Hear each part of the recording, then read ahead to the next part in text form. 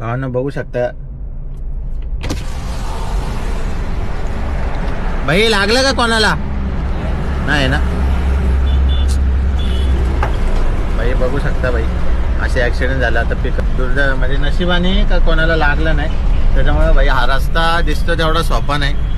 बांधलाय नवीन आणि मेन खड्या बिड्या. आता नेमका त्यांचा कसा ऍक्सिडेंट झालाय माहिती नाही भाई, पण जपून भावांना, पिकअपवाले भावांना तुम्हाला सांगायचंय मला का जरा जपून. शेवटी आपण ड्रायव्हर आहे, त्याच्यामुळे भावांना आपली घरी कोणतरी वाट बघतंय, एवढी काळजी घ्या. माहिती आहे काही गोष्टी तुमच्या हातात नाही, पण जबाबदारीने चालवणं आपलं काम आहे. काय रस्ते कसे बनवणार, त्याच्यावर खड्या असल्या काय असल्या त्यांच्यावर कारवाई होणार नाही किंवा त्यांच्यावर ॲक्शन होणार नाही. शेवटी आपल्या घरच्यांना आपल्याला गमावं लागेल अशी वेळ येऊन देऊ नका भावनो.